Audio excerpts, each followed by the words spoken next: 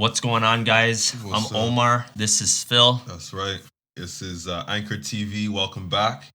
It's been a little while. On this channel, we're here to really talk to young guys who are trying to be better, trying to go from where they're at to where they want to be. If they want to be courageous, they want to be strong, or if they want to be confident, and we're talking to those guys. And I just want to pay a little attention to our little banner over here. Um, the new anchored banner done by Sam Trudeau at Sans Regret Tattoo.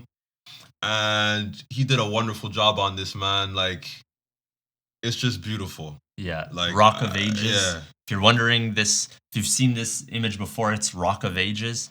It's a traditional painting of a woman clinging to the cross, and that's kind of like the story of every Christian. It's clinging to the cross for dear life while you're out here in the open ocean, right? Yeah. And you got the boat signifying the journey, and you got the lighthouse signifying, pay attention, look for the light, which is Jesus. And we're anchored. I mean, I think it speaks a lot to what our channel is about, and honestly, what we're going to talk about today. Yeah. Which is manhood, which is a journey. It's a struggle, and it's beautiful. To be honest, as it's not glamorous, No, but it's a beautiful thing. I really do think so. Unfortunately, in my honest opinion, I think it's been something that's been distorted, something that's been the meaning has been lost. I don't think a lot of people really understand what it means to go through the journey of manhood and becoming a man. And I think that we're no experts here. We're just regular guys, but we want to really shed some light on what we think the whole manhood journey is about in our own experience. I would say more like we wanna share our experiences. We do want to share our experience. Yeah, exactly. Yeah. Because I mean, that's all we can do, really. Yeah. That's all we can do. So jumping right into it, Yeah. what was your idea of manhood when you were, like, let's say 17? I mean, I equated money to manhood. I equated money to Or being a man. or being a man. Definitely, I understood that you had to provide. That I definitely understood from the get, because that's what my dad was.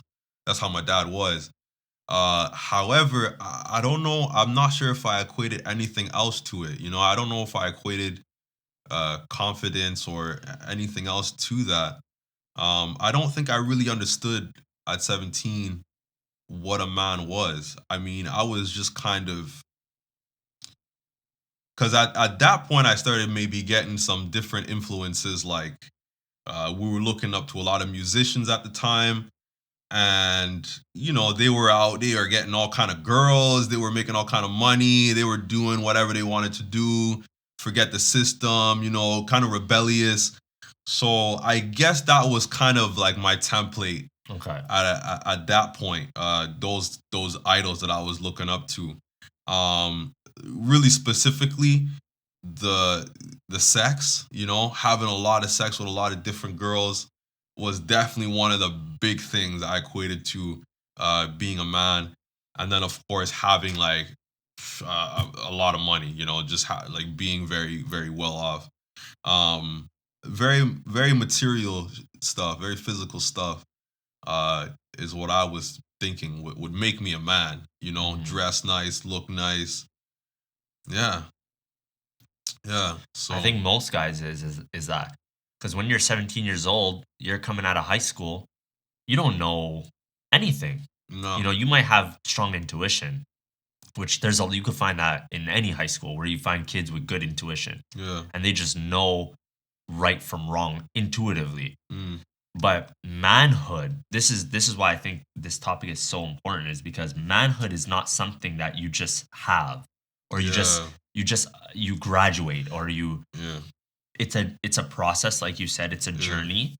And like, for example, what I'm learning on this, especially from 17 to now I'm 27, 10 years, it's really like, it really reminds me of this picture, because it's like you're a ship in the ocean, and you don't really know that, you can't see the destination, and you're not necessarily like feeling like the captain Nah. a lot of the times. So what about you? Like, what's your experience? What can you say about you, 17 to now? Like, what's your story? What do you mean? Like, Like, as far as how you perceived yourself and perceive manhood from that age. yeah, well, I mean, growing up, at the end of high school, I think most boys going from the grade 7 to grade 11, Hmm. it's all about just figuring out what it means to be a man. Hmm. And then there's competition with other guys, who's stronger. So it's like manhood is like you're very reactive in high school to what's going on. So it's like you see someone who's stronger and you automatically think, well, he's more of a man, Hmm. or a guy who has more money, he's more of a man, Hmm. because of the world.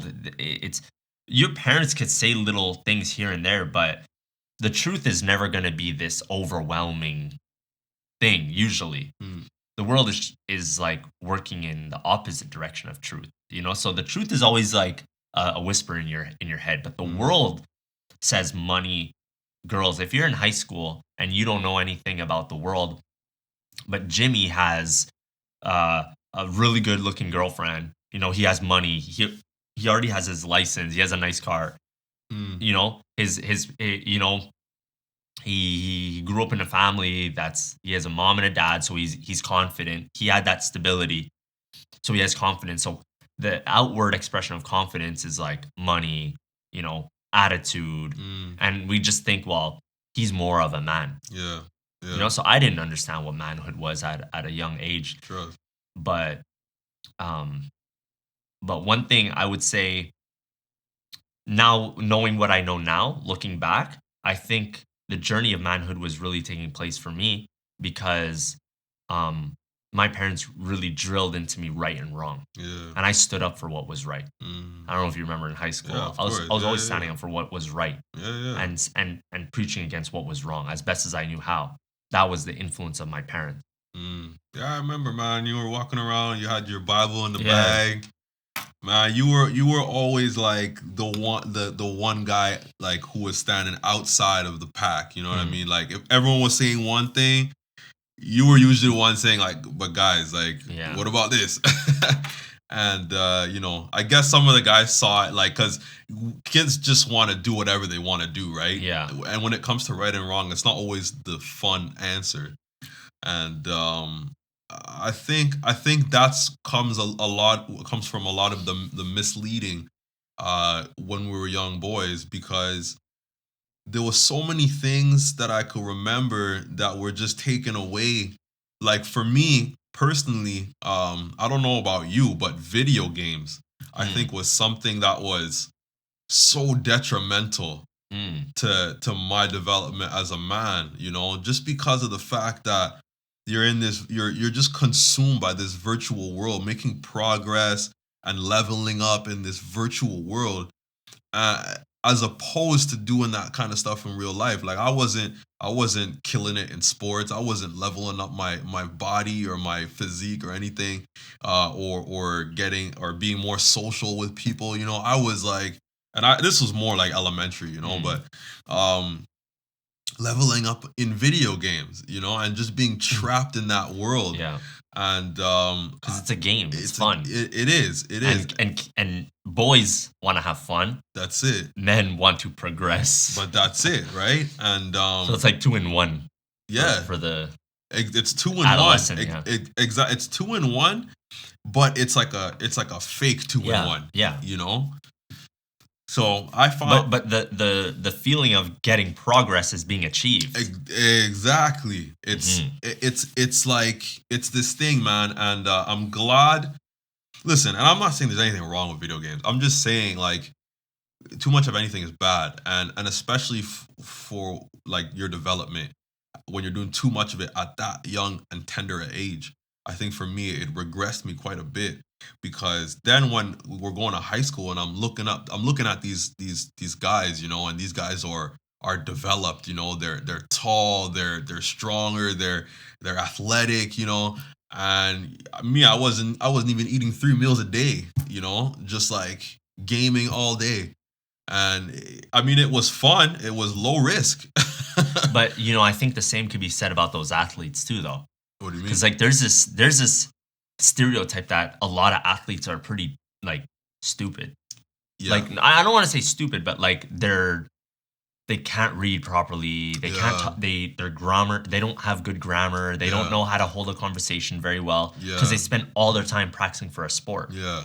I think it could be equally as. I mean, one is definitely better for the health. Yeah. You know, but some would probably argue that a good game that's could stimulate your mind in a good way could be as, if not more healthy than sports, because sports will only serve you for how many years? That's the thing. A very short period of like time. like I was saying, like it's definitely like a balance. Like too much of anything is bad. Like you got these football players, right, who are dedicating their whole life to football, and it comes with a lot of injury, man. Especially like the whole concussion thing is Yeah. is a huge thing. And dude, if you're not functioning properly in here, like it doesn't matter how your body looks like.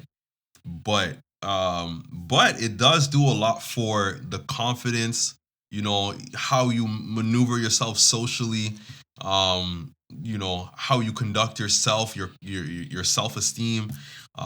I think it does a lot for mental health. More than video games? More than video. I think video games is taking away, I would argue against it. Oh, yeah, I would argue it against it because there are some games that are like that will stimulate your mind in a way to help you get smarter. Like there are actually smart games. Yeah. Games to help you.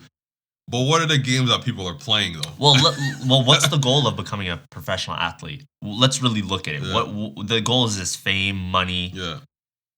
A professional video gamer wants the same things. Yeah. Fame and money Yeah. to come with it. Because if you notice what happens is a lot of us, most of us, even women, if you're seeing it starting to happen with women as well, women are starting to take like this kind of weird direction that is maybe would be considered toxic masculinity. Because this idea of fast life, getting money quick, getting recognition quick. I'm successful because I make a lot of money, therefore I'm important. Trust. And if I'm important, then I must be a god out here. Trust. And people be trying to get that fast because the real journey to security, true security, emotional security, mental security, spiritual security, it takes time. It's going to be a journey, a long journey. A long journey. And we're afraid of that journey because we don't really understand it. We don't even know, but we just intuitively know that maturity, we don't got it. Yeah. So we try to be like, I don't need to get mature. I could just race and get it quick and be like, look, I did it, so I must be doing something right. Exactly. Look at my results. Look at me. Yeah. I can, and usually, I'm not going to say in all cases, but usually younger people who make anywhere over 40 grand a year, like usually like there's a level of like, especially if you're younger, if you're under the age of 25, I would even say like maybe 23 and you're making a lot of money, it could be very in most cases in this society at least, it's very dangerous because like you just haven't matured enough to be able to deal with the responsibility that comes with more money. Oh man, there's some horrible examples of that. Like usually, I'm not gonna say in all cases, but like even if you start making over 50 grand a year, you see young guys like us who haven't matured start going crazy, right? Yeah. And they change. Yeah, they actually change as people. Some people would say no, they aren't changing. You're just seeing who they really are. But from the outside, it looks like they've changed because it's like you went from being like a humble guy to now trying to impress the world and be somebody. But I would argue like maybe you do change because as a young person, any of us would fall into that. Like getting that kind of money at that age, I think any of us would become egotistical and into ourselves, and because we're just naive. Yeah. If I was 17 making 50 grand, I'd be leasing cars, doing all kinds of crazy, getting condos out in downtown, like throwing all kind of crazy house parties. Like that's what you would do. That's what you would do. Thank God I didn't make that much money at that age. Yeah. But I think you touched on something really important, and the fact that everyone's just trying to do things so fast. Like this generation just wants things right now. And The thing is, society feeds into that, and they're given all But that we kind want of stuff. that stuff too, though. What do you We mean? want it right Yeah, now we too. do. I'm saying, like, yeah. we want it, and society's giving it to us. It started with fast food, you know. It started with, you know, now we got stuff like dating apps, Yeah. which is, Oh, don't even, bro. Oh my god. Actually, let's talk about that a little bit. Let's talk about that. Yeah, Because like, this is something that, let's talk about this because it's interesting. yeah.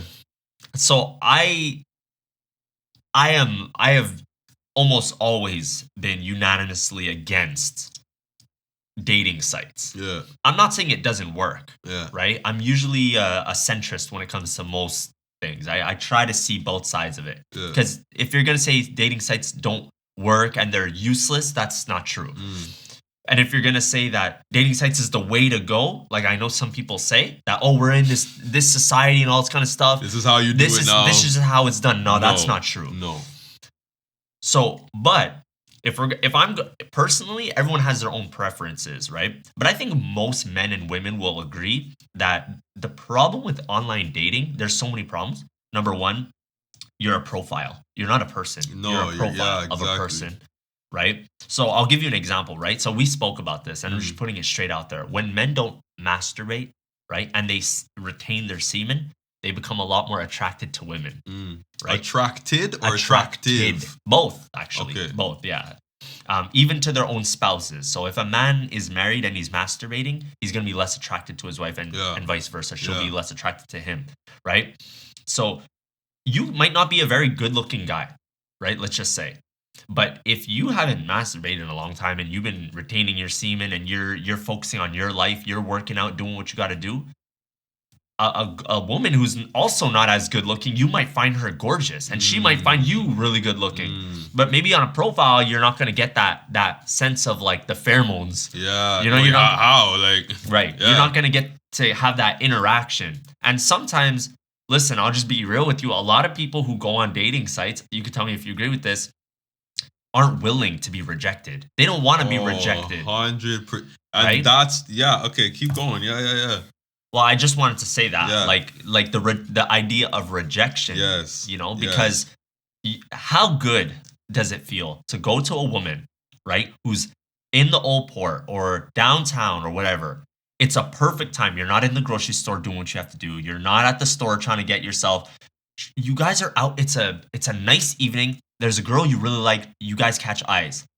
That feeling in your stomach's like, well, you're single, so you're like, yo, I would love to talk to her. She looks good. Yeah. And she's probably thinking like, yo, like, that guy looks good. And there's a vibe, there's a connection, right? That feeling in your stomach, I don't know if you're feeling it right now, just that remembering that idea. Yeah. It's how awesome is it to actually go and meet someone and develop a lasting a friendship or a relationship or whatever. You see, I think why guys like you or me see that and like smile is because I was always prone and you were always prone to high risk, high reward type endeavors. I think now growing up, I think that's something that is really natural about a man. Wanting to take the risk if it's, rewarding enough. But when it comes to Tinder or whatever else dating app you're gonna use, it's a very low risk, like you said. Yes. Like it's very low. You will get rejected, but it's like. But how do you know you're getting rejected? You don't even know. So you're not getting rejected. Not necessarily. Yeah. You're avoiding. She could just never answer, and it's like, okay, well. No, but the thing. Okay, I see what you're saying. You know but like from what I remember of what Tinder is, you swipe. That's like from what I remember. No, because I downloaded it a long time ago just to see what it was. That's good. So you swipe one way to say you like them, right? Yeah. Okay, if they never swipe that's against true. you, That's true. There's that's no true. rejection. You never know. Exactly. You never They're know. taking out the very thing that makes dating difficult. Yes. It's rejection. But it's also what makes it beautiful because the rejection is so good for you, to be honest. Like it builds your confidence, it builds your self-esteem, and you get to understand that it actually kind of levels you as well. Yeah. You know, it makes you understand that, like, yo, not everyone's gonna like you. Yeah. Yep. And you don't know what this person's going through in their life, and it might not be you.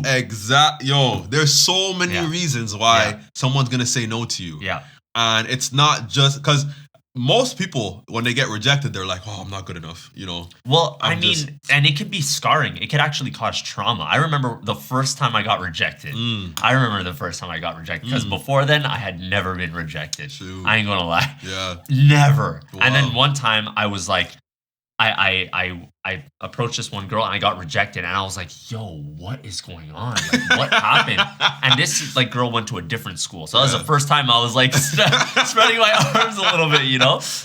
And I got rejected. I was like, yo, I remember that was like, when was this? Elementary? Yeah, it's like grade 6 or just after grade 6, like maybe grade 7. Okay. And like, oh my goodness, I was heartbroken. Yeah, I was like, deep, huh? I was like, what? I was really not expecting to get rejected because she didn't know me, you know? Yeah. I was like, man, maybe if she knew me. And I was like, well, that's the thing. You gotta sometimes people need to know you a little bit. And when you're a kid, you're just kind of like, you want to go out with me? You don't even like. Yeah, you don't even know. Like, exactly. But that's the thing, like, and you said it right there, like, she doesn't even know you. Yeah. So she's not really rejecting you. Exactly. You know what I mean? She's rejecting the 10 seconds that you've seen. Exactly. Or whatever amount of time you guys spent together. Exactly. And there's no reason to be feeling bad about that. Yeah. But the natural reaction is to feel bad. That's it's to feel like you are not enough, right? But that's it. And that's exactly what these apps take away. Yeah. It's that feeling of you needing to self-reflect. Yes, exactly. Yeah. Real self-reflection. Instead, people are trying, like, the thing that bothers me the most about these apps is how people sell themselves. I'm like, on their profile, you know, like they're trying to tell you all the reasons why you should say yes to them. Like, oh, I'm this, and like I like this, and this is what I do, and this is my job, and this is what I really. I'm telling you, wow. They sell themselves on the profile, and it's like it's the most unconfident thing you could do.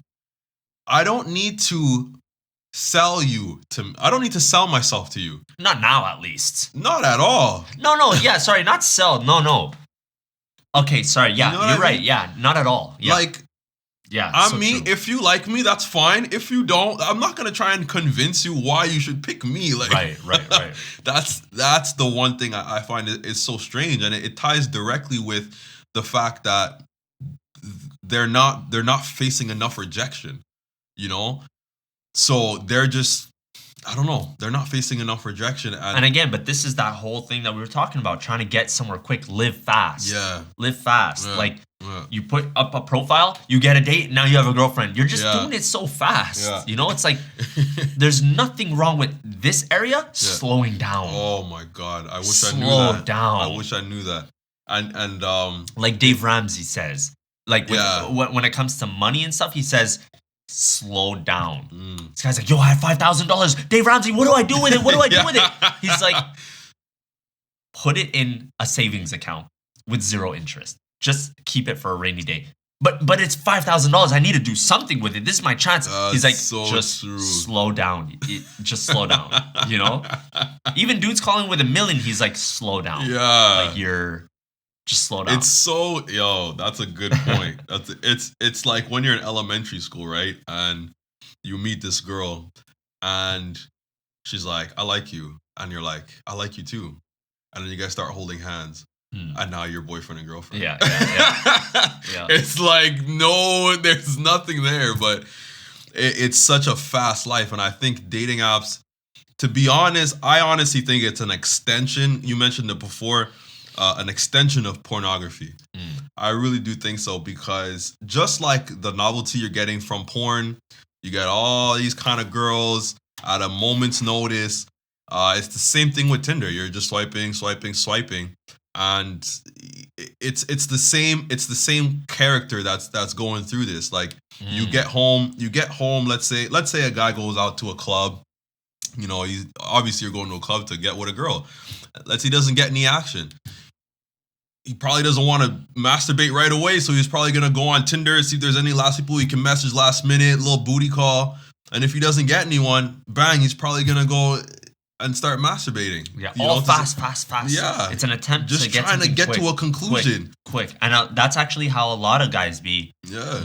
linking up with girls. Oh, They go to parties 100%. and clubs. And for some people, like back in the 70s, that was a great idea. You go Yeah. but that makes a lot of sense because there was not Facebook, Instagram. So you went to go socialize with people. Exactly. You went to meet people. But now clubs and stuff like that, it's not the rink where you go and rollerblade around and there's groups of people having wholehearted fun. No, everybody trying to hook up. It's up. not like that. Everybody trying to hook up. And I guess it's three-pronged, right? Like it starts at the club scene for most people anyways. And it's a dangerous scene, man. And it's a dangerous scene, I really think, for guys. And if I could just say this one thing. Yeah. In those movies where they're rollerblading in the spot, they're usually like 16 to 18 years old. Yeah, they're exactly. Young. They're not grown adults. Yeah. They're not grown. And now we got grown people in the club. Like, grown men.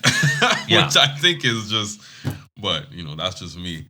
But it's not an environment. It's not an environment where you could develop. It's not. Yeah. It's adding to the instant gratification, the regressing of growing up to be an adult. Period. Like you're surrounded by fake people, fake friends, all kind of stuff that's just taken away, like alcohol, fast food. You know what I mean? Just like you're talking about the club scene. Yeah, that whole scene mixed with drugs as well. How can I forget? And it's a type of person that's gonna go to a club. Exactly. It's people who are trying to wild out. Who's going to a club and who's trying to be reasonable? And it's very rare. It's usually people who wanna stunt. They wanna feel fly. Yeah. They wanna. I don't know. It's just this environment. I went to a club, I think, like 3 times in my life. And it's an environment where I'm just like, and once was like a team party for work, and it's just, and the other 2 times I left because I was just like, I didn't like it, It's just not for me. It's not an environment where like I feel comfortable, because it's an environment that's very weird. Yeah, it is. It's an environment. It's like, I can't even explain it.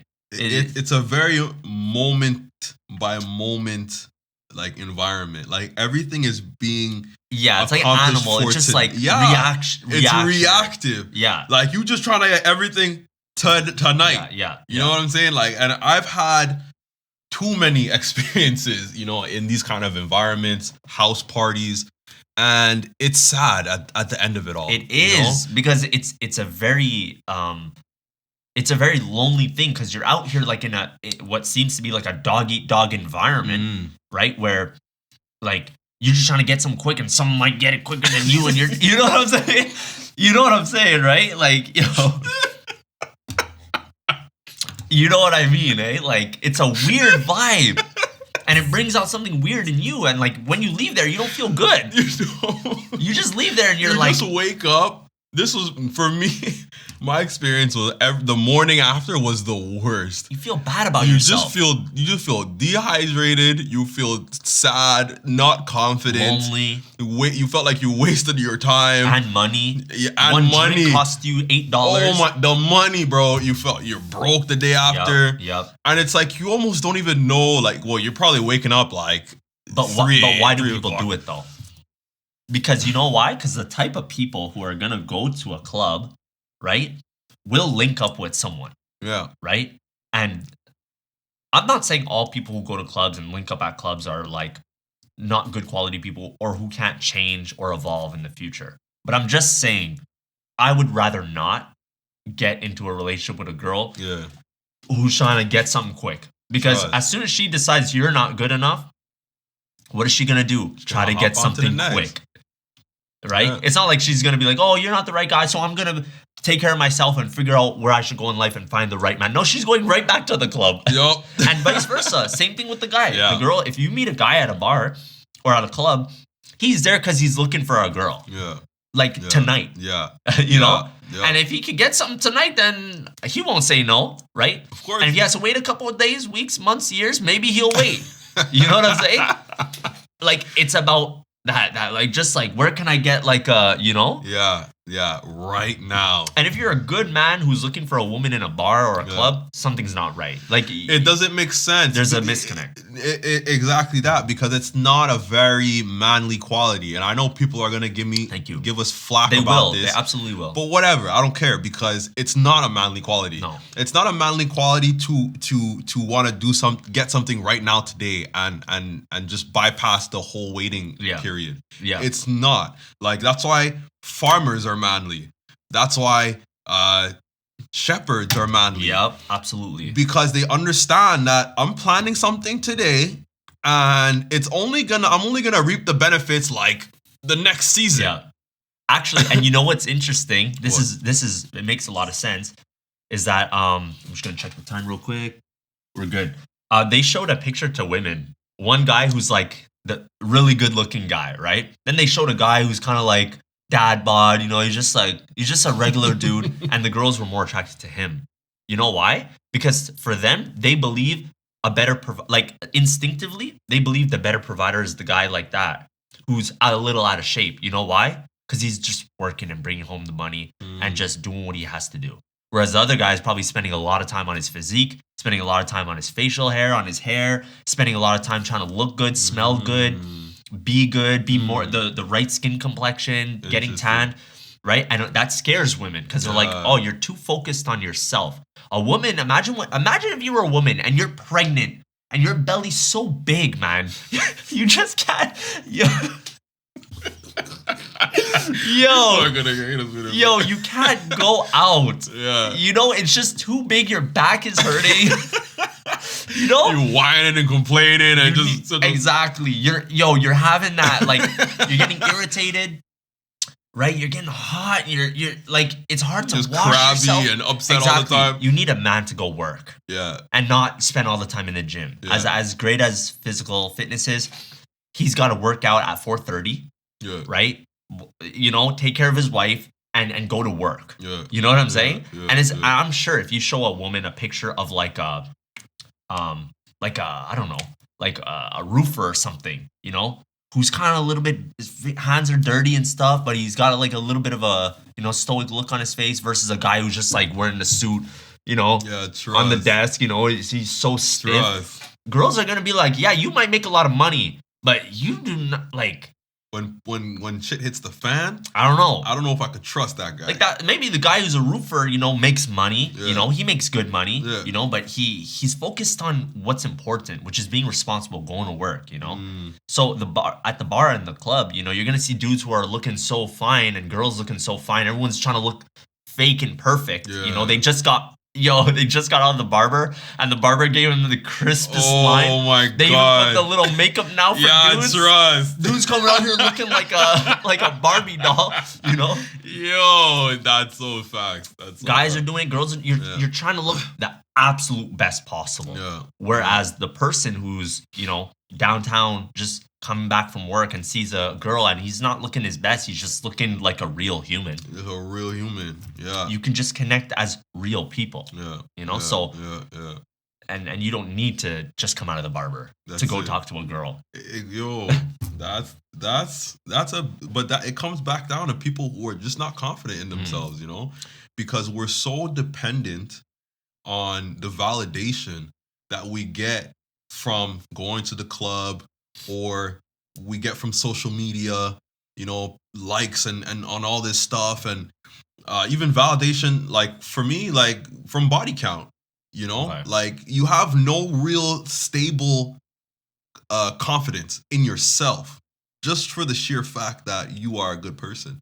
Yeah. Like it's external, you know what I mean? It's on purpose as well. Because they're doing that. Yeah, because if you ask your grandparents, right, or you ask a staunch Christian something like that, they would be like, well, no, you should be celibate. You should not have sex before marriage, right? But in this very immature place like high school and stuff, it's the opposite. Because we all care about feelings. So if you have a fresh haircut, you feel good. Yeah. If you have sex, it feels good. Now. It's all about feeling good. Yeah, like you said, feeling good now. Trust. If we can like pivot just a little bit, right? So to college age, right? Like between the ages of 18 and 22, that 4-year brutal Oh time. man, this is an interesting time. Hmm.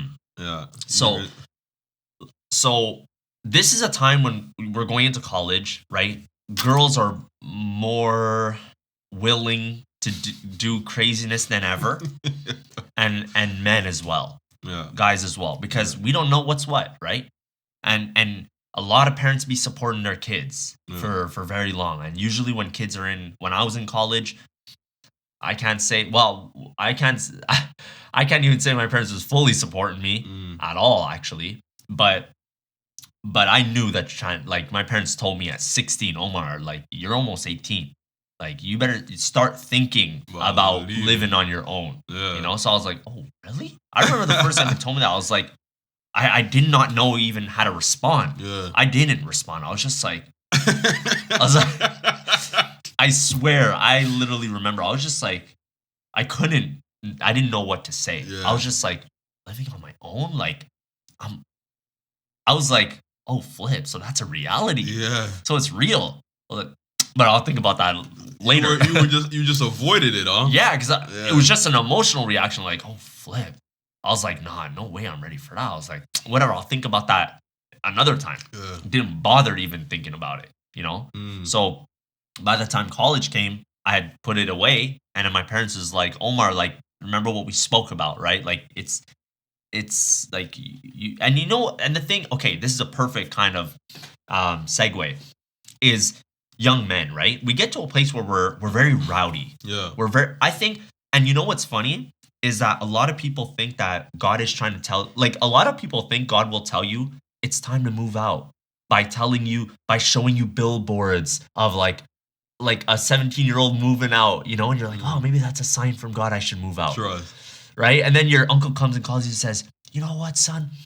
I just had a dream of you living on your own. Oh my And you're God. going to be so prosperous." And you go read a lady who reads your palm and she says, "You should move out." You're like, "God is telling me to move out." No. You know how God tells you to move out? When you're arguing with your parents and thinking you have rights. That's God Mm. telling you you're ready to go. Cuz you Mm. clearly want things your way, right? You clearly Mm. want things your way. That's the world, and God trying to say you're ready now for the real world. Because Mm. you're a real man, right? You want Mm. no one to bug you. You want to have things your way. You can absolutely have that, just not in this house. Trust. So, because this is a big one, and I think so many people have different opinions on this, on Yes. like moving out, Yep. especially at the early age of 18 or 19, and they're like, "Why would you move out? Like you're saving so much money when you're at home, and you're never gonna save money to buy a house, and you're not gonna be able to do all these things." Mostly the argument is money.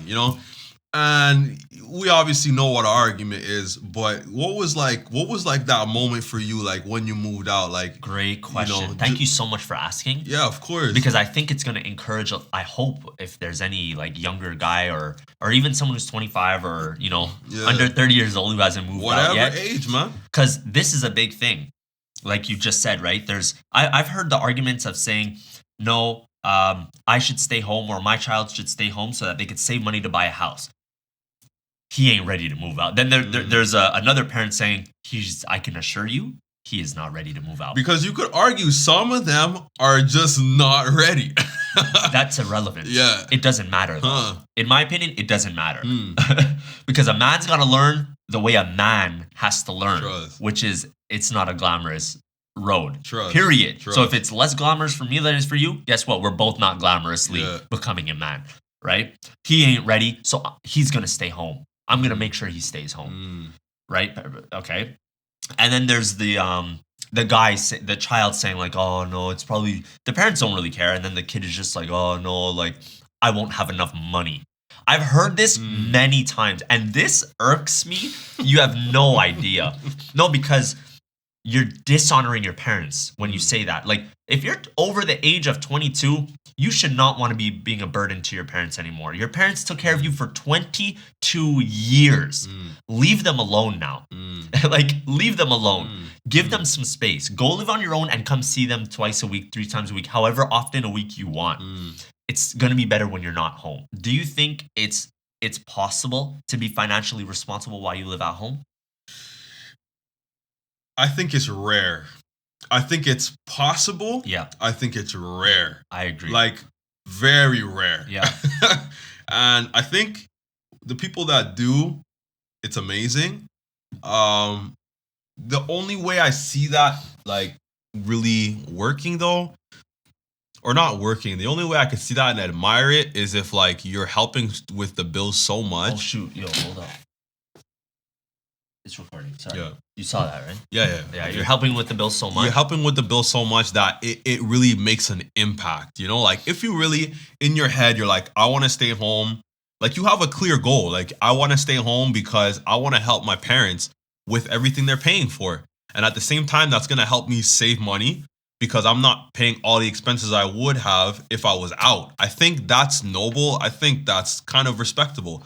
Do I think it's everyone? I think it's almost no one. No. You know, I can't even tell. I don't even know anyone that has ever done that. I've never done that. On Dave Ramsey, there's some people who call in who are very responsible at a young age. Yeah. Right? But the parents can see it. This kid is not going out. He's very focused. Yeah. The parents are more than willing to support this child so he can develop because they see the potential. So they're like, yeah, son or daughter, keep developing. Exactly. Let me help you. And but what's happening with the kids who are not being responsible? Oh my God, they're burdening their parents. They're burdening the parents, and the parents are letting them get away with it. Yeah, because they're like, well, he's clearly not ready. He's clearly irresponsible. So I'm gonna help him be responsible. Yeah, that's not gonna help him be responsible. Because look what happens when you help a young man who's not being responsible. Yeah, you enable him. You enable him because now you're like, oh well, look, it's a communication to a man who's not matured. Yeah.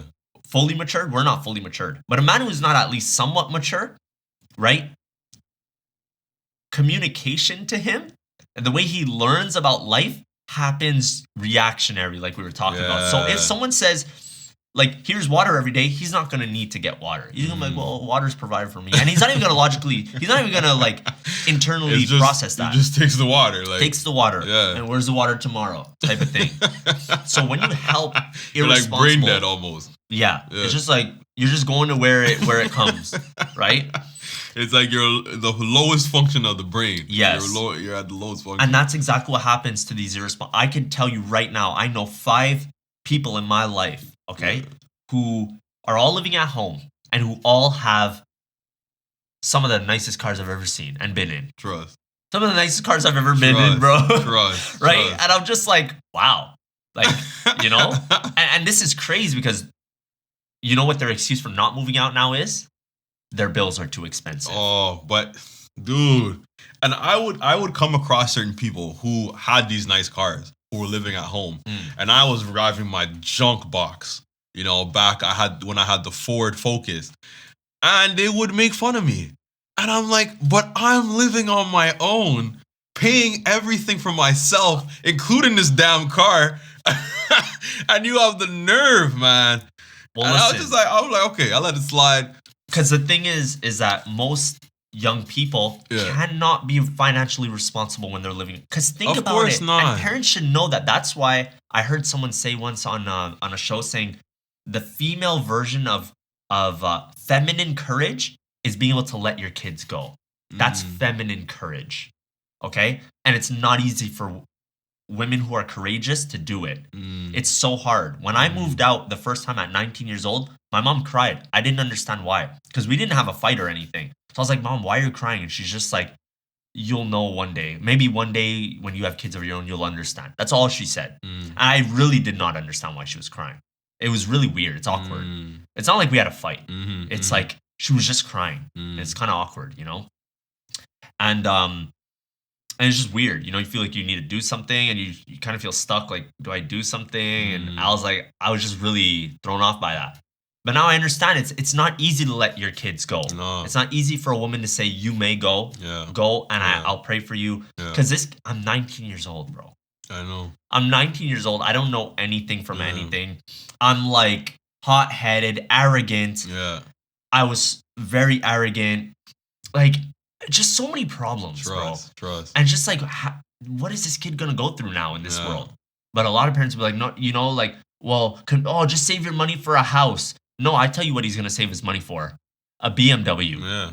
right? Because Yeah. trust me, he don't want a house right now. Nah, man. He does not want a house. He doesn't wants to understand. flex. He wants to flex for his friends. Yes. He doesn't care about it. You think he wants to take out the garbage? He doesn't even take out the garbage in your own house.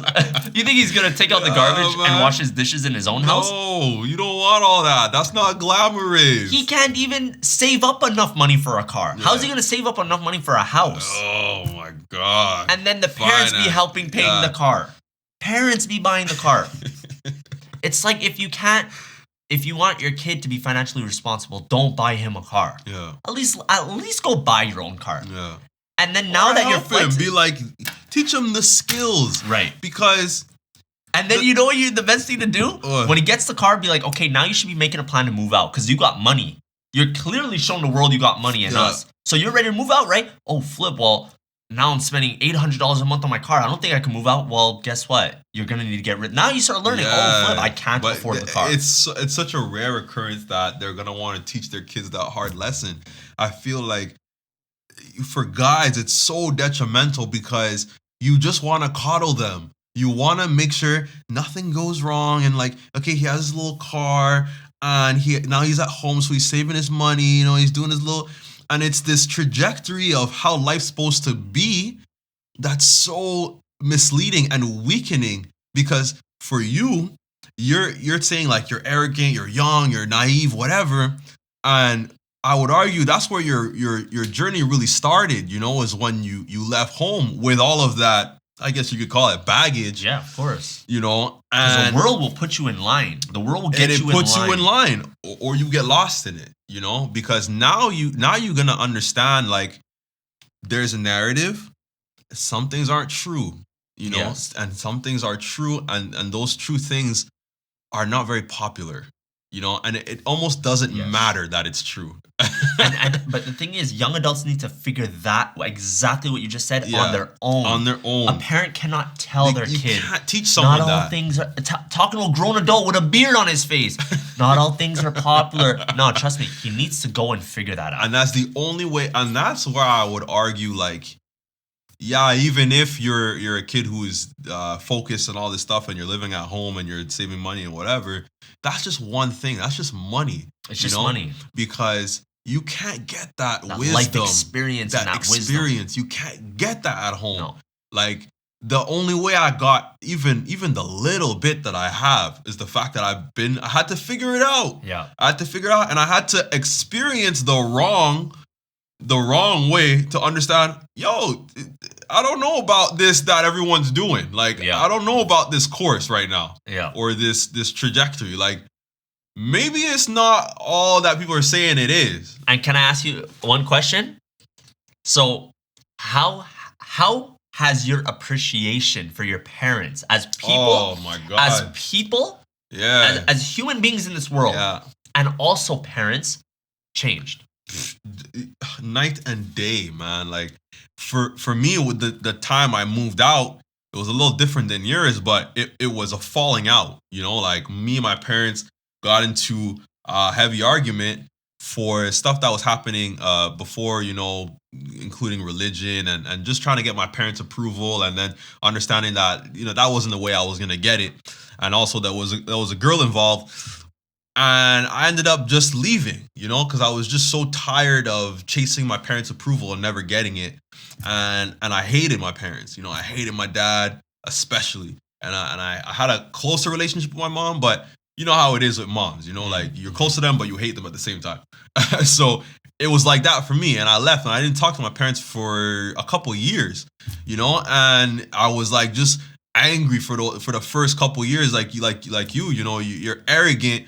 But I don't know if you were angry, but I was arrogant, I was angry, I was frustrated, and I took that all out into the world, and I tried filling up the voids that I have with all kind of external things to kind of make myself feel better. Okay. You know, and going through all of that, and then going through my own experience, the attitude towards my parents, like, it just, I didn't agree with everything they were saying, right. you know?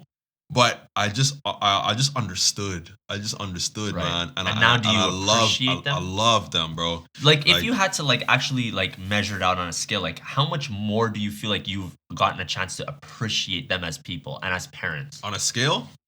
maybe not necessarily on a scale, but like, would you say that like it's Immensely. immensely? Immensely. And like, do you think you could have appreciated them with this kind of level of admiration when you were living with them? no, man. Impossible. Because that was the world trying to tell you you're an adult now. You are not necessarily supposed to be subject to your parents in this kind of way. Yeah. Yes, they are your authority, but now everything inside of you is trying to tell you you are ready to be your own adult now. But that's it. Because as a child, I'm chasing for mommy's approval, you know? And I got so frustrated. Like I didn't understand that I didn't need it. You know, I didn't need to chase my parents' approval because that just the act of me chasing it was me acting outside of myself. I was being something that I wasn't. And I actually took that out into the world. But when I let that go, I didn't learn right away, but I let it go. And I eventually understood that I don't have to do what I think my parents want to do for them to love me or for me to love them. You know, I had to be my own person and just love them regardless. Yeah. And honestly, it translated to everybody else in my life as well, because I took that same experience with my parents chasing their approval and took it out into the world with all the people that were in my life, girlfriends, friends, but whatever the case. But wouldn't you say, because I think this is a bit of a side topic of controlling parents, because the thing is, true love is like how God loves us. He lets us do our own thing. God will never show up in manifest in the flesh and be like, don't like go to that place and not that place. That's not loving. And you're gonna resent him.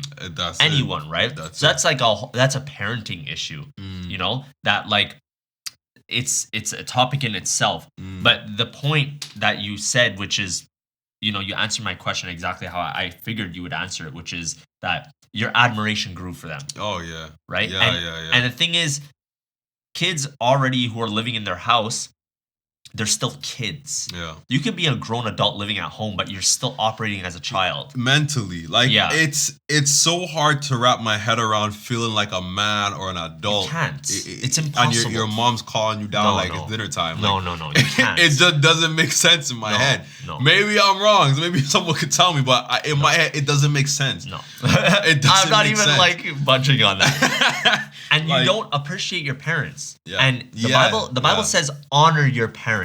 You know, in the Old Testament, if you dishonor your parents, you know what the punishment was? What? Guess. Death. Wow. If you dishonored your parents, it's punishable by death. Damn. That's how serious it was that you honor your parents. And unfortunately, in this society, you cannot honor your parents when you're 18 years old, hot-headed, playing video games in your house, inviting girls over, smoking in the house, drinking in the house, stealing things from your parents, all these kinds of things. And for a parent to be like, I'm going to keep my parent there, you are ignorantly, willingly ignoring the fact that you are stunting your child's growth. And do you know how many people I know in my life? And it kind of makes me emotional a little bit. It's like, there's so many guys in my life where I see the struggles they're going through, and I know a lot of their struggles would be resolved if they just went out into the real world and tried to get it on their own. I know. Because they don't realize the growth that they're missing out on.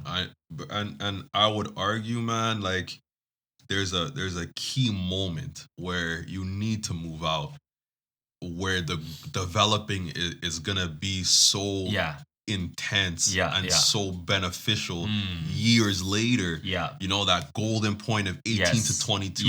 Because imagine you're 28 and like now you're thinking about moving out. It's not gonna be the same. It's not the same. It's not the same. You're already set in your ways. But I think the brains for guys stops developing at around age 25. Something like that. Something like that. And you feel it. I don't know about you. You're 27. 27. I'm 27. I feel things slowing down, bro. Yeah, I do too. Like mentally? Mentally. Like as far as development, like I feel it slowing down. But I'm also becoming more solid in very foundational things. Very foundational things. Which is really good. But like you said, imagine you're 28, 29, 30, and you're solidified in something, certain things. And then that's why you see this whole topic of like men having let down so many women in the world. Like women are not the problem with the world. Okay. Women are not the problem with the world. It's I agree. men we've let down women. Like, I don't believe it's a woman's job to lead the world and lead lead a family and lead and lead and lead. I don't think that's naturally in their, like, women just want to fit in and be safe and be secure. And men were naturally stronger in our physical form, right? We tend to do the hard jobs, right? A lot of the first responder jobs is men, right? A lot of the stuff that requires just like decision making, right? There's no time to get flustered, right? And Because women, emotional. exactly, most women operate in their emotions, which is great for a certain type of work, but not for work that requires very fast, decisive decision making that you will take full responsibility for whatever happens. Usually that's men who do that, and a woman will feel very good in that environment. Women love being around men who know how to make decisions, who know how to make a decision and see that it turns out right. Woman's like, wow, I didn't even have to worry about anything. Trust. Because if it was left to the woman, she would be like, oh, like I don't, like, indecisive sometimes about certain things and worried about too many different things. And when a woman is in an environment where a man is making decisions and it's just things are working, he's calm, cool, collected, they feel so safe and secure. Of course. So I think it's men who's let down women. I totally agree. And I think that it's sad that there's so many men out there who are blaming their inadequacy on women. If a girl doesn't see you as a suitable man, husband, boyfriend, that's like she's right. A lot of the time. She's right not to choose you. There's something up with the fact that And she also has the right. She has the right. And you need to respect that. Oh, that's what you were saying? No, that wasn't what I was saying. Okay, but okay. I agree. I'm saying she's right and she has the right. Yeah. It's for like whatever reason. For whatever reason. And you know what? Like the fact that guys see this as a problem, like again, it's that emotional thing. It's that emotional thing that men are because emotions are so real. Yeah. Right? And logic and understanding come through maturity. Yeah. And through wisdom and life experience. Something that a lot of younger guys don't have because there's a shelter on top of them. They're not being thrown into the real world. They're not being put out into the ocean, like to grab onto something. Go, whatever it is. This is the story of my life, actually. I was thrown into the ocean and I cling to the cross, thank God, Basically. So a lot of guys, they don't have that. So they turn to their emotions. So they're living basically from an emotional place because they're like, well, the realest thing I know is my emotions. I don't know logic. I don't know wisdom. These things take time to develop. Right? Yeah. It's even interesting. I think we touched on it a little bit the other day, but it was the same thing in this book I was reading. Because the way that the brain develops, it starts from the stem of the brain, which is basically operating on very basic wants from the body, like hunger, body temperature. You called it the lizard part of the brain, which is pretty much accurate. And as you develop, you get to what's called the prefrontal cortex of the brain, which is logic, reasoning, understanding, context, and not everyone operates there. No, because they don't have to. They don't have to. They don't have to. And even everything we were talking about before, like fast food, apps, social media, video games, they all operate on that very primitive part of the brain. Well, it's designed very intelligently as well, because those are the things that we need. Food, like not necessarily distraction, but just like things that can make us calm down. I would even argue like it's like a pack mentality. Like people want to feel like they're part of something, so they're part of the social media hangouts, or they're part of I don't know. Accepted. Social acceptance.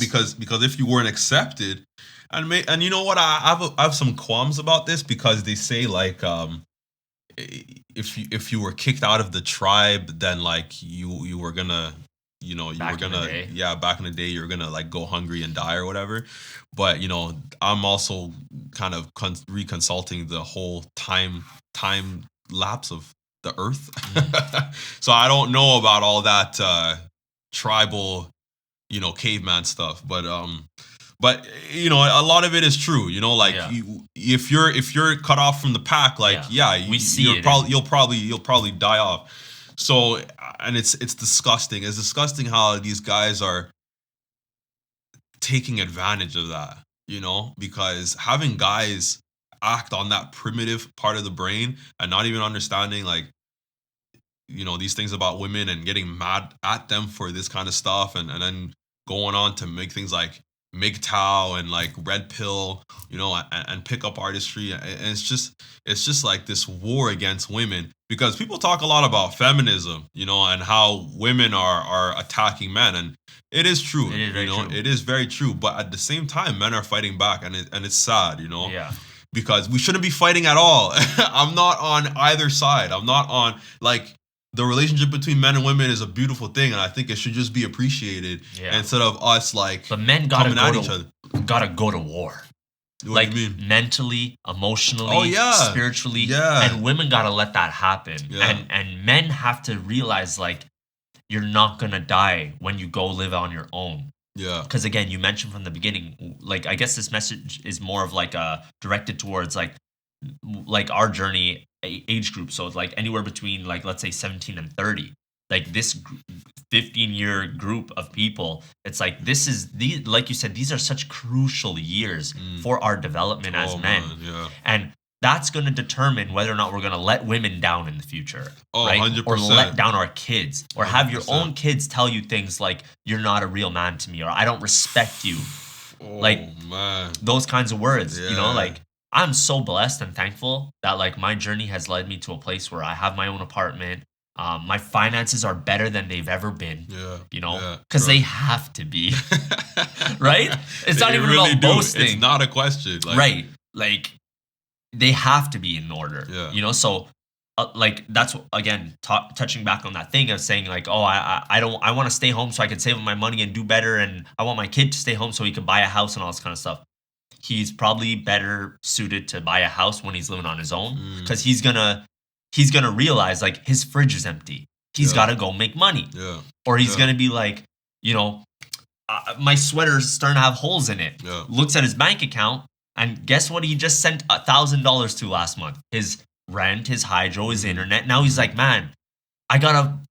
Oh man, but I maybe shouldn't have got the haircut, or I shouldn't have. Man, I spent just last month on subscriptions and fees. I spent $300. I could have spent that money on a new sweater or a new jacket. You know what I'm saying? Like this is what forces men to be like, "Okay, let me be responsible." Yes, because they're gonna take actions and they're gonna face consequences. Yes, and they're gonna make a connection. Like, okay, what I do has consequences. Yes. And that's how responsibility comes. Yeah. Because now you have the ability to respond to a situation because you could connect the dots from your last consequences. Exactly. It's a formula of growth. Yeah. It is the formula of growth is taking a man and letting him go. Yeah. Go. Like once you're 18, go to war. It's time to go to war spiritually, mentally, and physically. Just because they're gonna beat you down, bro. Like society is gonna beat you down. Absolutely. And that's what for me from 19 to now, they have not stopped punching, bro. No. But you gotta keep going through it. And you gotta keep getting back up. And then you gotta learn how to, duck and jive and then you gotta start throwing punches eventually. Yeah. But you gotta like get beat up. Yeah. You gotta get punched in the face. Because the thing is, it will happen. Yeah. Like life will teach people so quick. You're 19, 20, mostly everybody has been in a relationship in their early 20s where they learned a whole lot. So much. But then a lot of people stop growing there. And then they find the next person. Then they just stay with them or whatever the case is. Or they even regress. They go backwards because they don't want to get hurt again or whatever the case is. But these are crucial years when we learn so much about ourselves. Like you said, we're in the like you mentioned such a great point. I actually never thought about that. Is that neuroplasticity of being a younger person, which is basically the ability to learn things very quickly and heal very quickly and all those kind of things. These are prime years where a man should not be like held back. Trust. And because the thing is, if just because you have a good relationship, let's say with your kids or with your parents, doesn't necessarily mean you being home is a good idea, right? Because again, God is not going to tell you it's time to move out now. by having a like your parents saying move out, you know. Yeah, it's not gonna be just It's like not always obvious like that. Yeah. But if you are as a man or a woman, you're starting to get to the place in your life, maybe women a little less, but a man, if you're starting to get to a place where your parents irritate you, right? You're an adult, you're over the age of 18, you're considered an adult, and you want things a certain way, right? And the way your parents do things annoy you, it's probably better for you to move out. That's what my parents told me when I moved out. They said, Omar, because I asked them, I said, we never had a fight or anything, so why do you want me to move out? Right? I really want to know. I said, is it something I did? Like, what's really going on? And they're like, Omar, we just think you moving out will be better for you. And it literally clicked. And I swear to you, in that moment, I said, I'm moving out. I'm moving out this week because I already had some apartments lined up. So I was like, I'm gonna move out this week. So nothing. I never went back from that moment. So tell us about your first like apartment. Like I want to hear about that because I think that's an interesting moment. It was an interesting moment for me. Yeah. You know, but you know maybe for me it was a bit of a blur. I'll be honest with you because I was living that fast life. Yeah, trust. It was a bit of a blur. I'm not gonna lie. But the first time I would say like, because after that I inevitably at 19 I ran out of money living on my own. 6 months later, guess who I was calling? I was calling my parents again. I said, Mom, can I come back home? I literally said that. I literally said those words. 19 years old. She's like, yeah, you could come back home. You could come back home. Where did you go? Ville Saint Laurent. Literally like walking distance from here actually. Say word. That was your first apartment? First apartment. It was like a threeplex and I had the middle floor with one roommate. Oh, was that the condo? It was not a condo. It was a threeplex. Okay. You know what a threeplex is, right? Where it's like two threeplexes. Yeah. Just like how your old house was in LaSalle. Yeah. I had the main floor, and I had a roommate with that main floor. So it was nice. It was like a nice living condition, bro. It was actually really, really nice. And it wasn't even expensive. But I was obviously not managing my finances well. I was 19 years old, and I was working part-time at Bell. Oh, wow. You know? Yeah. Like, I wasn't in a situation. So I learned my lesson. And then the second time I moved out, almost the same thing happened actually. But it was because I got injured and all this kind of stuff. I couldn't work. But that was on the carry.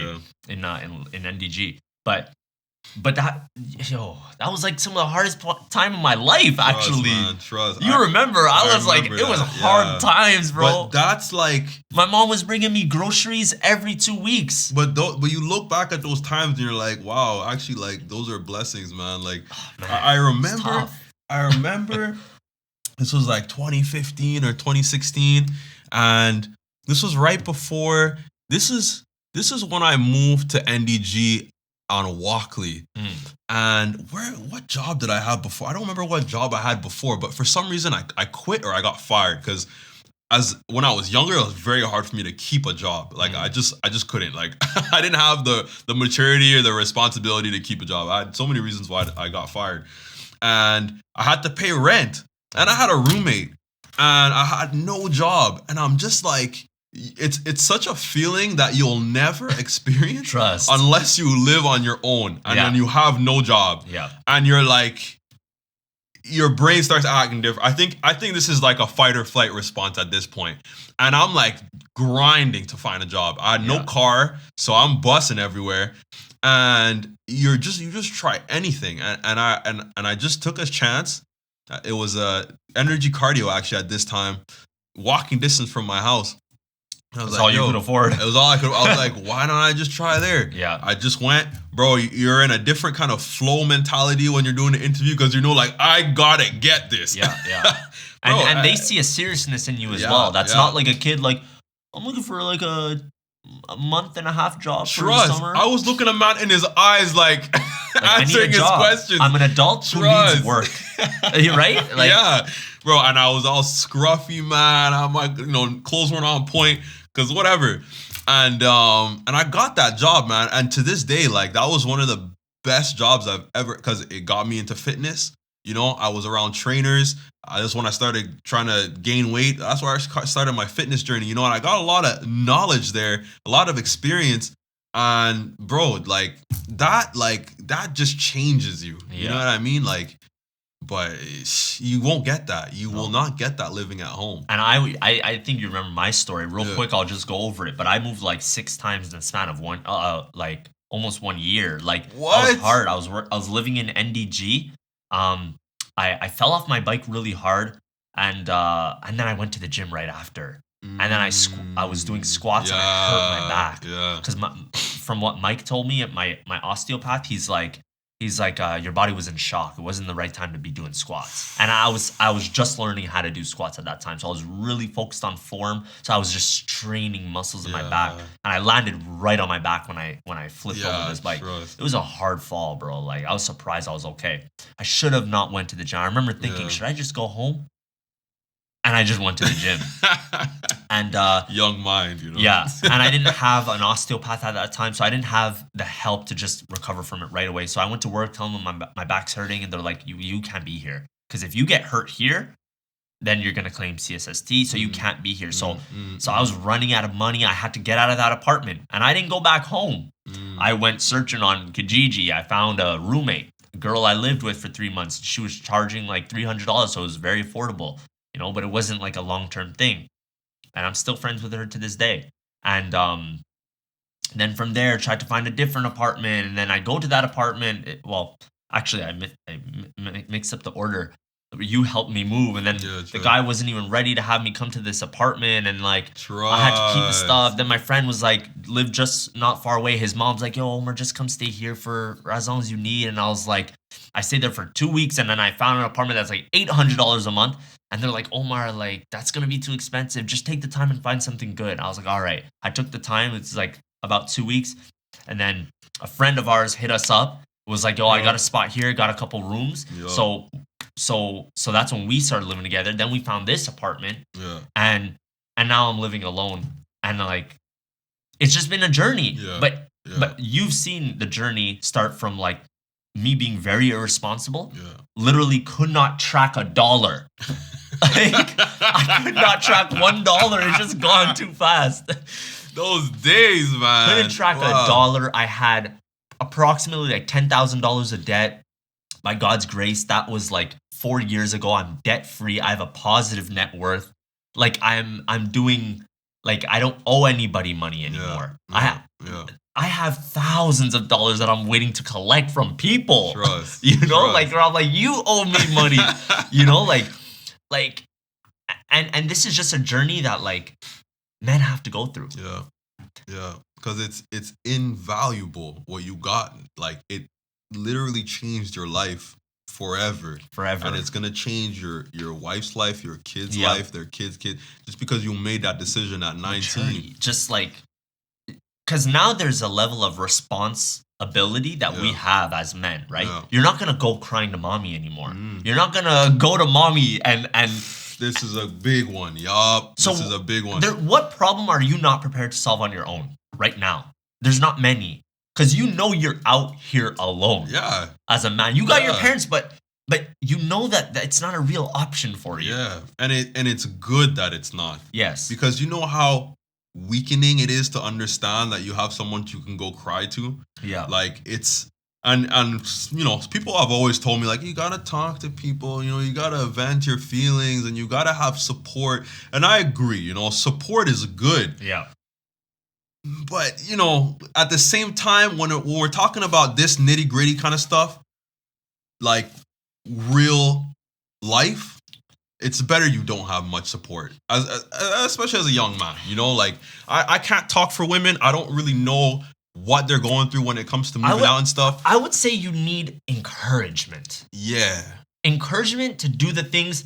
Literally, if you had to write a list of the things you don't want to do, you need encouragement to go do those things. Exactly. But how rare is someone that's gonna tell you direct? People just want to coddle you. People just want to make you feel good about yourself, and it's okay. You messed up, but stay home as long as possible, buddy. Take advantage of every dollar your parents are willing to spend on you. Really? I almost didn't want to tell people stuff because I knew that's what they were gonna tell me. Why don't you just go back with your parents? Stay home you know how many times I heard that? Stay home as long as possible. As long as your parents are willing to take care of you, stay home. Like, why? That's like, and this it comes back to misleading men, because you're literally telling me to be someone who is provided for as long as possible. Exactly. That's gonna stunt my growth. Yes. So you see, that's the thing about love. It's like, it's not always the most convenient way. Yeah. And that you see, that will also shape your relationship with God. Because sometimes a lot of times people have a hard time believing in God because they say, look at all these bad things he's allowing to let happen. He's therefore not a good God, because an all-loving God will let only loving things happen. It's a straw man argument that gets broken down so easily. So people are like, therefore God is not real, because God has to be all-loving. And there's all this evil stuff happening, and God is in control of everything, right? Therefore he's not all-loving. He's not real. Yeah. And that's the thing. And so now your parents, right? If they teach you from a young age that I love you enough that I'm going to allow you to go through things that are hard and inconvenient, but it's because I love you. Yeah. Right? Yeah. Because I believe in you. Yes. Because I know you can do this. And even if they don't believe in you, to be honest, they love you enough to give you that freedom to say, I'm not going to tell you how to live your life. I'm not going to enable you when I see bad behavior. If you have bad behavior, if your bad behavior is dominating you, I'm going to go let you do that bad behavior on your own because I love you. Because at this point, that's the way you're going to realize it doesn't work. Because when you're under the house, I'm the parents are the ones that's taking care of everything. So you make these bad decisions, they will not necessarily come back to bite you so quickly. And parents sometimes are like, no, this is an urgent matter that you need to realize it's not good for you. So go out and do that stuff on your own. Go try doing that on your own. Trust. And then when you realize it doesn't work, you're gonna realize, wow, my parents put me in that last resort category. Trust. You know?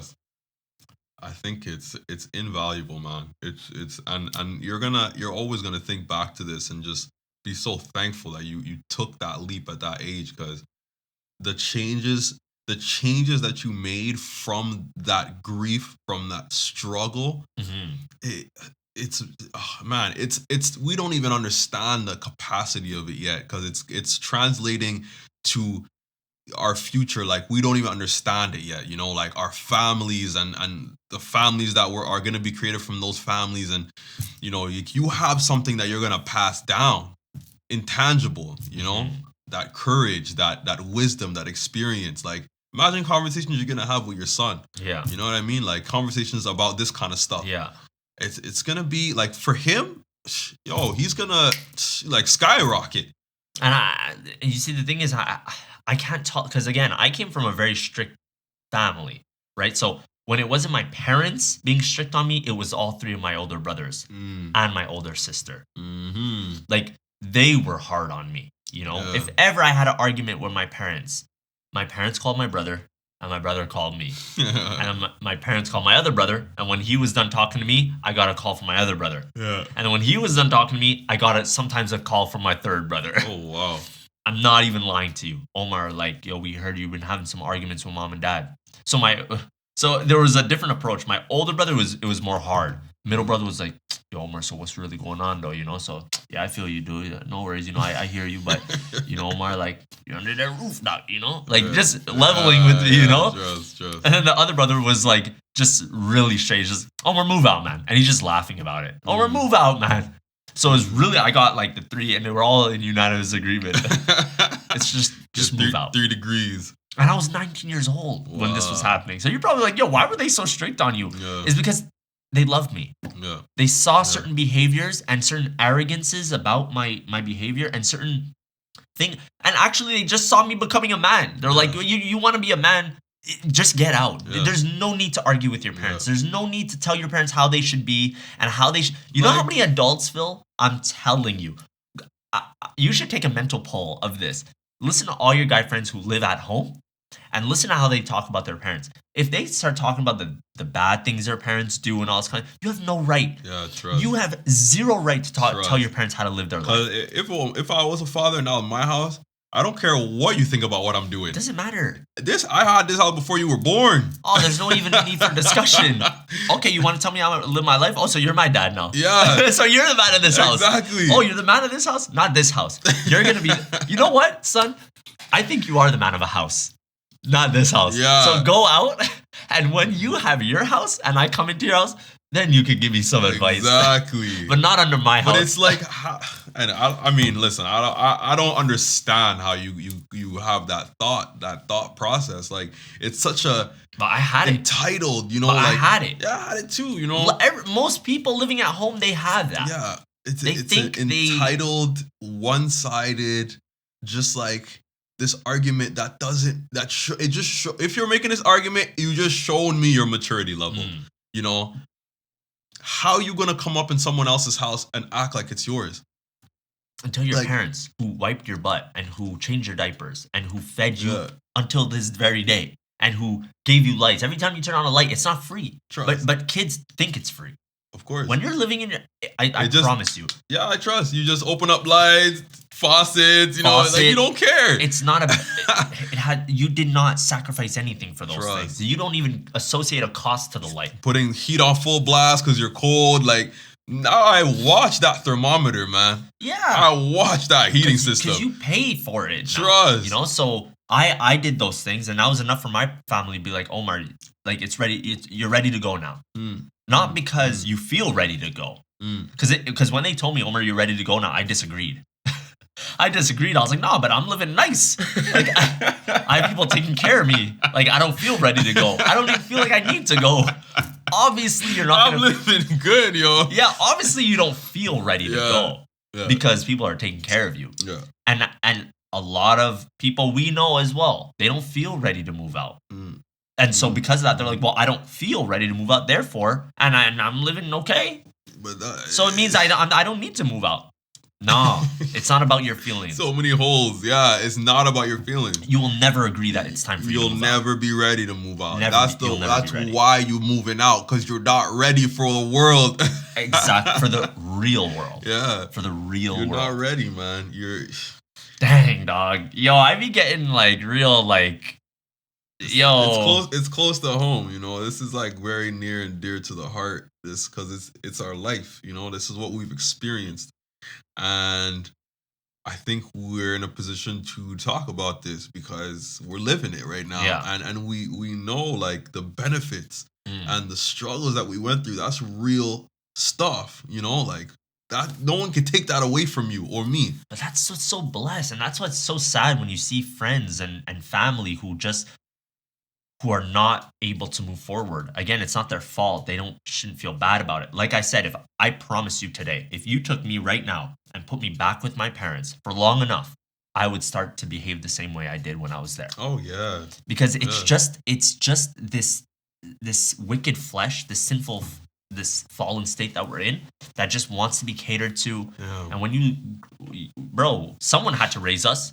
So when you've been raised and you realize, wow, someone dedicated their whole life and money to me, I must be something. Well, go out into the real world and you're going to realize real quick, people don't really care about you that much until you make an impression on them, until you show them some real character. Yeah.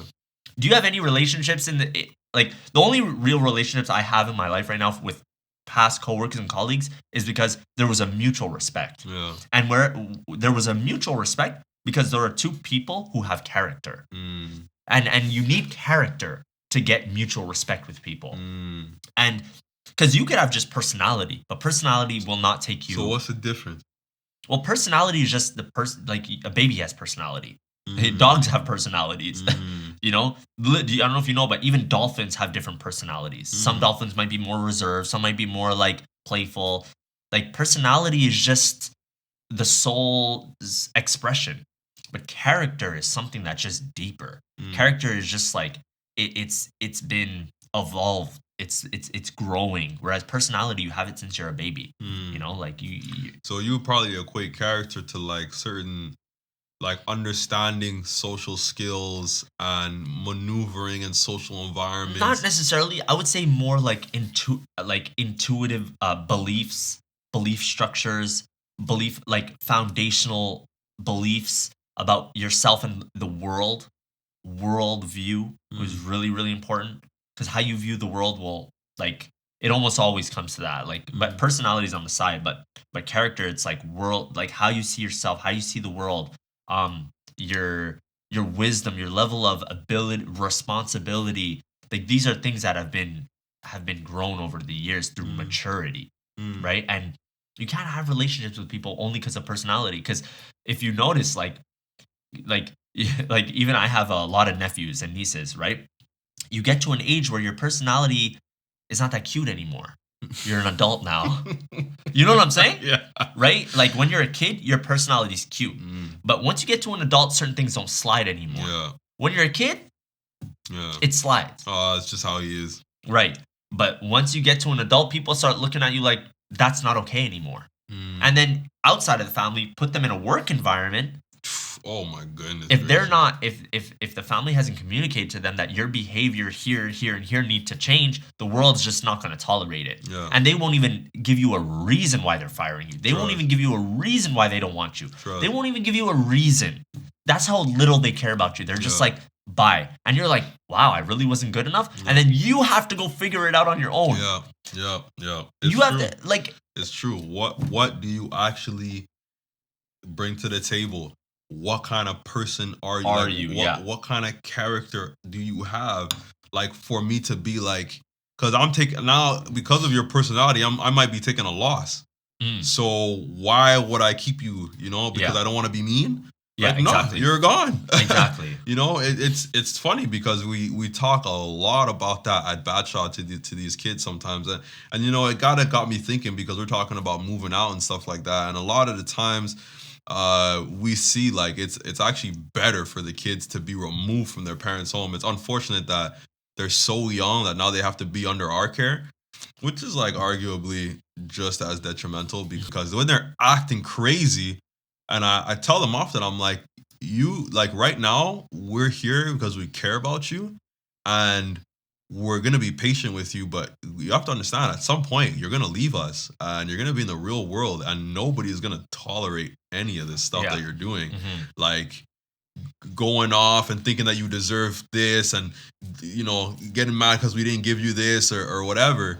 Like, people are not gonna talk. Like, we can laugh here, and even us, like, at a certain point, it's like, it's not cute anymore. You're turning 16, 17 years old, you're almost aging out. It's like, now people don't even want to, it's not funny anymore. You know, like, it's getting real. Yeah. It's getting real. And the worst is when you talk to a 25-year-old who's still behaving in a way where he still thinks it's cute. Oh my God. But again, it's sad, because I know I would be in that same position if my parents didn't love me enough and my family didn't love me enough to let me go. Yeah, trust. You know? Trust, man. Trust. I think about it often. I'm like, what if I didn't take that path? Like, because it's not like my parents didn't want me to go. If my parents had their way, I would have still been there to this day. But I'm just thankful, man, because I don't know what would have happened. Because even outside on my own, I was fooled by so many lies and, you know, so-called truths that society tells us, or things that society tells us that we're supposed to be into, or things that we need. Already it was so hard to decipher all of that living on my own. But imagine if I wasn't. But check this out. So the reason it became harder is because you had space. Yeah. That's why it was harder. Well, whereas when you're at home, your parents dictate everything. Yeah. Your parents tell you they buy your clothes, so they tell you how to dress. Yeah. You know, they tell you what to eat because they buying the food in the house. Yeah. They tell you where to sit because sometimes, or most of the time, dad sits there, mom sits there, you sit there. That's crazy. They tell you where to sleep because they bought the house, so your room's going to be there. They tell you when to sleep because they don't want noise at a certain time. Yeah. They tell you so it's not evil. It's just you're under their rules. So when you move out, you have the space now to figure out how you want to do things. Yeah. And the reason it's so hard is because you have that space to do it. And then that's when you learn, because you have the space. Yeah, your brain, you're now using that muscle in your brain, developing that muscle. Because that's a really good point, actually, because that's something that I'm experiencing myself right now. You know, like, you evolve, like, you change. Like, I've changed my look, my appearance so many times, you know, just because I've been on my own for so long.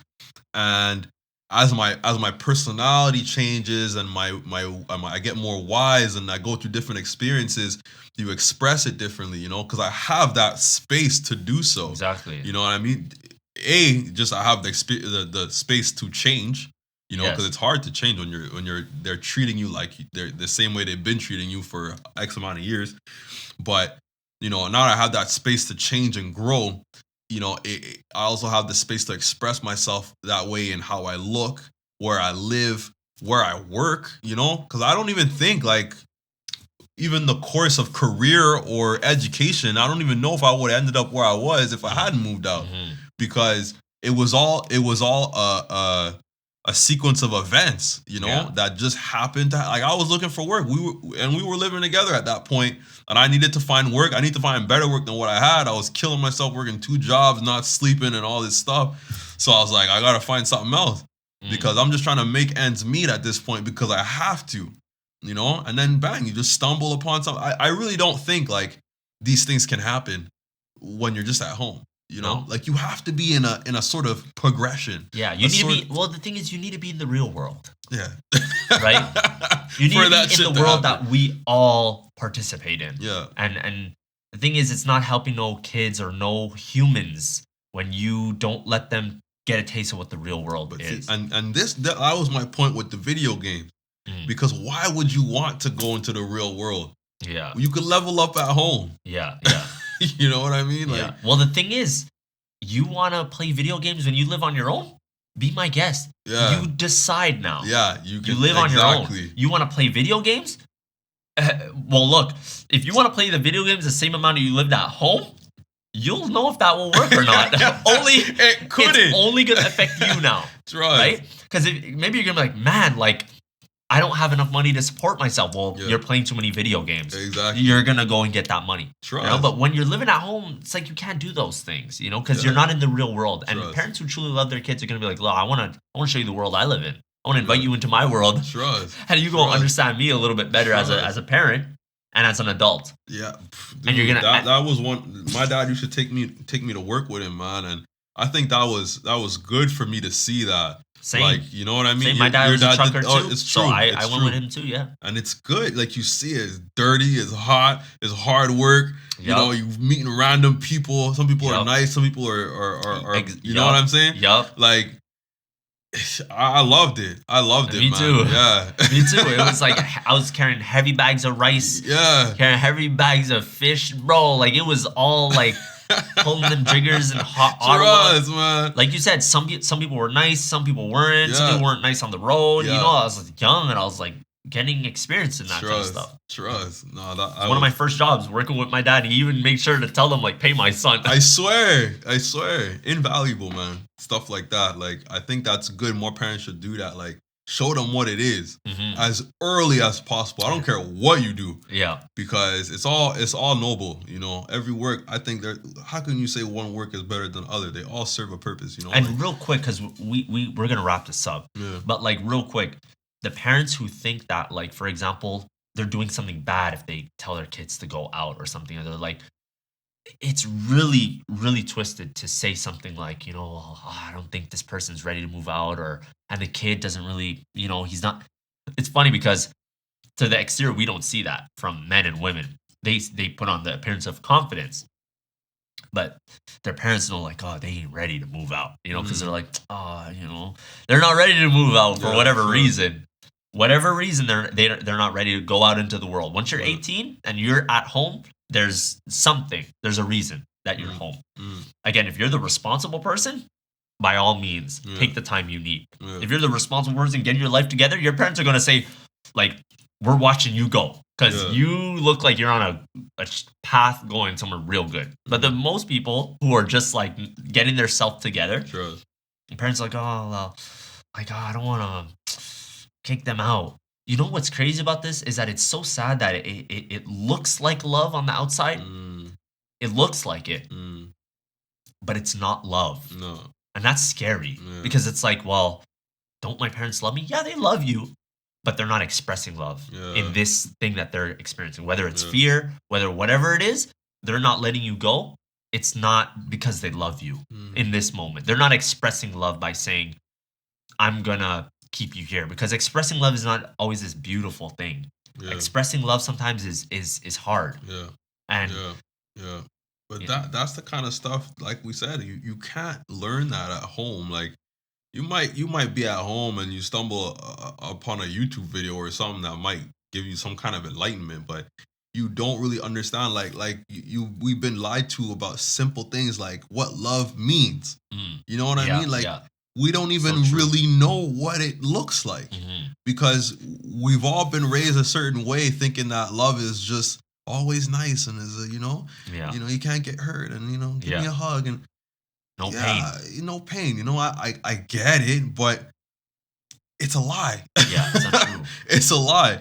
And I didn't understand that. And I had to learn that. Yeah, I even translated into your relationships, like now you're here out looking for love and looking for what you think is love, right? What you think is love. And then when one person says anything contrary to what you think about yourself, broken. And has the nerve to tell a friend their opinion about them, done, bro. You'll fall like a piece of paper. And a lot of people, it's so sad, bro. They can't even take a little bit of criticism, or they can't even take a little bit of like unsolicited friendly opinion. Yeah. Well, I didn't ask you for your opinion. Well, I'm your friend, no? Don't I have a right to tell you like I think your behavior is hurting you? Yeah, and I have the right. And in my mind, it's so obvious that that's a loving gesture, Right? But like, it's not hostile. It's like it's not like I'm actually telling you to watch out. Right. But you're like, people are alienating themselves. Yeah, don't judge me. And that's the sad thing. Again, that's a process of saying like I want to learn things on my own, which is fine. Yeah. You want to learn things on your own, but sadly you're alienating yourself in the process. And people emotionally will not trust you anymore. And they're not going to want to share wholehearted opinions with you anymore because it's not being received. Yeah. It's not being received. And you are saying to your friends, I don't really care about what you think about me. Pretty much. Right? But if you are mature, like what, like we've been living out here in the real world for a few years now, and we realize now that whenever you have someone who you even remotely you think cares about you, shares with you some their personal opinion, objective opinion about certain things you're doing in your life, you have to heed to it. Doesn't mean you have to do what they tell you, but it's a great time in your life to be like, let me see what other people, the people who care about me actually think about me. Yeah. Because you're trying to get better. You're trying to learn. You're out here in the real world. It matters now. Oh my God. Your opinion of yourself is so biased that you shouldn't trust it 100%. You should have self-confidence and self-esteem. Yes. But understand that your perception of yourself is you can't really trust it. You need help. Yeah. You need help. You need times. Perception is such a tricky concept because you're obviously gonna look at yourself in a light where because you love yourself. Yeah, you're gonna look at yourself. You need someone to just be the objective. It's hard to be objective with yourself. Yeah, and it's possible, but it's hard, and especially when it hits close to home with these different topics. You might think, bro. You might think that you're real with yourself, but you'd be surprised. You'd be surprised. You need someone. Even a stranger, man, would be the best. Sometimes objective objective person, objective opinion. Tell you what it is. How you like it is. Because you need that. An employer. That. Especially when you're out here on your own. Yeah. Because that's when it really matters. Because when you're at home, it doesn't really matter. It's not going to affect your life that much. Whether you're a good person or a bad person, the food's still going to come on the table. Yeah. And you're still going to have a nice little warm bed to tuck your little head in that night. And scroll on your phone. And scroll on your internet that's paid and the phone, everything is just handed to you, But when you're out here in the real world, opinions from your friends matter. What your friends think, true friends think about you matters. Oh, yeah. A lot of people say like, oh, you shouldn't care what people think. Yeah, maybe not anybody, but when you're out here in the real world and you only have a few friends, what they think matters. Oh, yeah. If they're wrong in their thinking, well, now it's time for you to tell them, or have a discussion. Yeah. But when we're out here in the real world, you know how important it is, bro, for me to have had friends in my life and people in my life tell me like, yo, Omar, like, oh, your finances, like, oh, you need to look at that. Yeah. Or other people telling me like, giving me little tips here and there of things to come. It's like, oh man, I need to think about that. Or helping me communicate better. Or helping me see areas in my life where I'm like, oh yeah, I need to fix this area. And then at the work, seeing that same effect I had on my friends, on people at work, I'm like, well, it's not everybody, it's me. Yeah. And I'm out here in the real world where my job, I need my job. Trust. So what they think about me matters. Matters. Because I was getting fired left, right, and center when I was at home. Right. And I remember the first time I was like, wow, I'm still here. was Dagwoods, and that was my first apartment. Yeah. I was living by myself. That was the first job I was working at, Dagwoods. So if you think you don't have enough money to move out, guess what? I was getting paid $12. I made it work. Yep. No, I made it work. Of course. And that I really understood because I was like, I can't lose this job. Yep. I can't lose this job. Like, so you had to meet the standards of a work environment. Professionalism, show punctuality. What's it called? Stable mental attitude to treat clients with a standard of respect. Yes. Like these are things that the world demands from you, and you can't develop that when you're on your own and you're not in the real world. You're not. No. We're driving this point home so hard. It's important. It's important. Like. But yeah, man. You have anything else? Nah, man. I think we just like talked about a lot, and there's a lot more stuff we could talk about. This could be ongoing, but this I think is like one of the main concepts of the channel. Just because we're really talking to young men who trying to be better. So I think this is something we're gonna probably revisit for a long time. Yeah, for sure. And we still have more experiences to come, right? Like our story is not done. No. So I mean, we're gonna have a lot more content on this. Yeah. But again, I'm Phil. Yeah. Thank you guys for watching. We're really just getting this thing going. Yeah. So we're still figuring out like our audience and things we want to talk about. But again, the thing I like to say is that you guys don't even need to wonder. We're not no experts in anything, really. We're just talking about things that like I know more men want to be at this table. Yeah. I know there's so many people who are like, man, I would like to be in a conversation like that. Trust. I want to have a conversation like that. Just reach out to us. Trust. We're not bringing experts on this channel. We're just like having conversations about the things men we deal with. Regular folk, man. Like. And this is a table where it's an open discussion. We don't want people to feel afraid to say what they want to say on this platform. Like that's what it's for. Yeah. It's for you to say what you want to say. Talk. Yeah, just say what's on your mind, say what's on your heart. And even if you don't agree. Yeah. Thank you guys for watching. Yeah. And until next time, peace out, guys.